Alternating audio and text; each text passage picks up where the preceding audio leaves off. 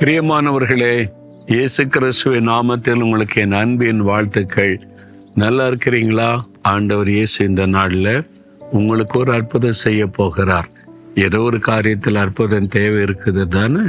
விசுவாசிங்க, ஆண்டவர் எனக்கு அற்புதம் செய்வார்.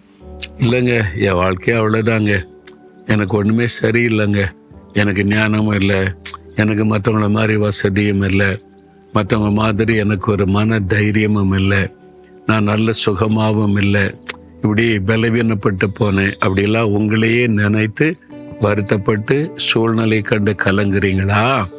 உங்களோட தான் ஆண்டவர் பேசுகிறார்.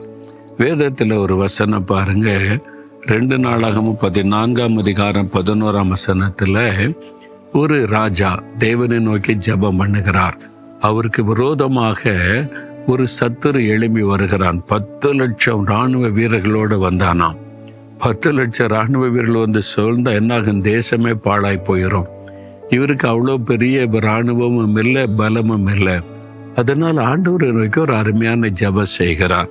அதுதான் அந்த வசனத்தில் இருக்கிறது. கர்த்தரை நோக்கி கூப்பிட்டு, கர்த்தாவே, பலம் உள்ளவனுக்காகிலும் பலனற்றவனுக்காகிலும் உதவி செய்வது உமக்கு லேசான காரியம்.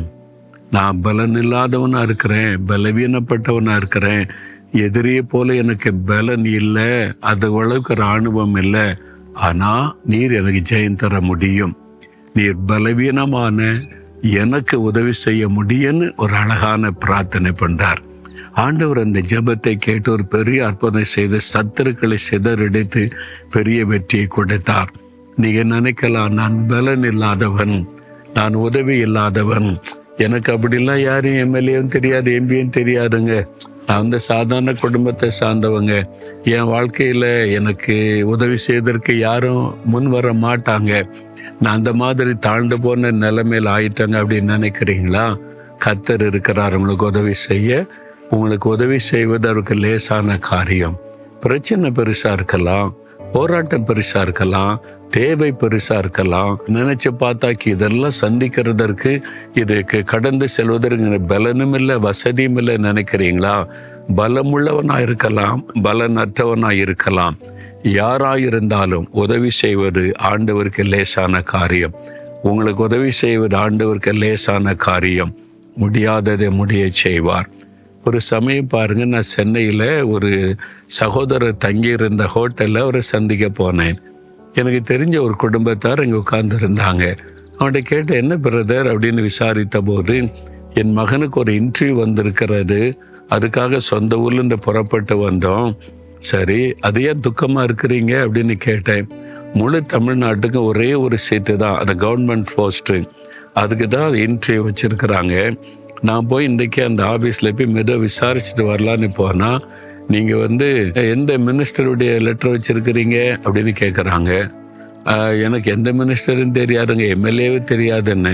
எவ்வளோ பணம் வச்சுருக்கீங்க அப்படின்னு கேட்குறாங்க. நான் ஏழை மனுஷங்க, என்கிட்ட அதெல்லாம் கிடையாதுங்கன்னு சொன்னேன். நீங்கள் எதுக்கு வேஸ்ட்டு பண்ணுறீங்க, ஊருக்கு போய் சேருங்க. 2 மினிஸ்டர் ரெக்கமெண்டேஷனோடலாம் ஒரு ஆளுக்கு கடிதம் கொண்டு வந்து தந்துருக்கிறாங்க. அதனால் இந்த ஒரு சீட்டு இந்த மாதிரி உள்ளவங்களுக்கு தான் கிடைக்கும். அவங்களுக்குள்ளேயே போட்டி நடக்கிறது. 1 மினிஸ்டர் 2 மினிஸ்டர் கடிதம் இப்படிலாம் இருக்குது. நீங்கள் வந்து சும்மா வேஸ்ட்டு பண்ணாதங்க, உட்காந்து போயிருங்கன்னு சொல்லிட்டாங்க.